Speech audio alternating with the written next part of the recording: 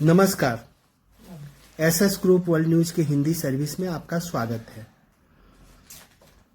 आज के एनालिसिस के पहले मैं एक अमेरिकी दार्शनिक की एक बात उठाना चाहता हूं, जिन्होंने कहा था कि जनता इतनी भोली होती है कि उन्हें गर्म तावे पे बैठा दो और एक नैरेटिव दिमाग में सेट कर दो कि मैं खुश हूं, उसका अंग जलता रहेगा, नारा देता रहेगा, मैं खुश हूं, मैं खुश हूं, मैं खुश हूं, भले ही उसका शरीर जल रहा हो।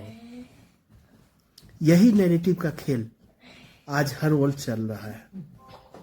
देश में कोई घटना हो तो सवाल सत्ता से पूछा जाता है।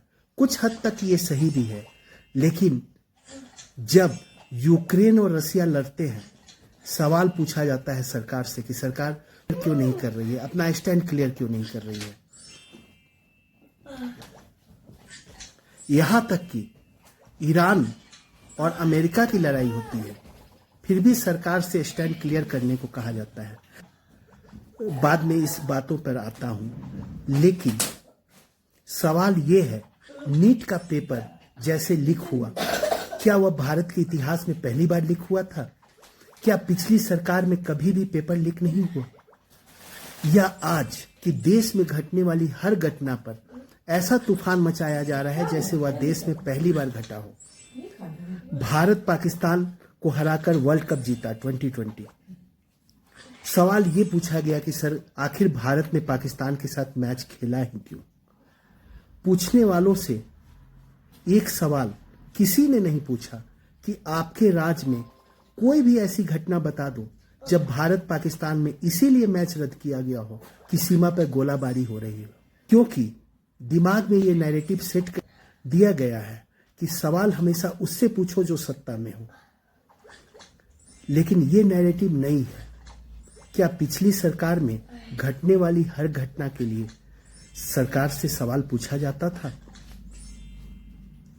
क्या स्पीक एशिया कंपनी जब भारत से भारतीयों का पैसा 3 गुना करने का वादा करके देश से भाग गई थी, क्या किसी ने सरकार से सवाल पूछा था कि स्पीक एशिया कंपनी कैसे देश से भाग गई? मतलब ये नैरेटिव भी नहीं है और ये सोच भी नया है। 2011 में जब भारत पाकिस्तान का वर्ल्ड कप का क्वार्टर फाइनल खेला गया था, पाकिस्तान के प्रधानमंत्री नवाज शरीफ को मुंबई बुलाया गया था फिर ताकि भारत पाकिस्तान 2011 वर्ल्ड कप का क्वार्टर फाइनल देख सके, जबकि उस समय भी भारत पाकिस्तान बॉर्डर पर गोलाबारी हो रही थी। तब किसी ने सवाल नहीं पूछा कि मैच पाकिस्तान के साथ क्यों खेला जा रहा है। मतलब ये नैरेटिव भी नहीं है कि सवाल उससे पूछो जो सत्ता में हो, क्योंकि आप सत्ता में नहीं हो। लेकिन सवाल ये है कि नैरेटिव का ये खेल कहां तक चलेगा और सत्ता परिवर्तन के साथ क्या नैरेटिव का ये खेल और ये नैरेटिव कंटिन्यू किया जाएगा कि सवाल उससे पूछो जो सत्ता में हो। नीट का पेपर लीक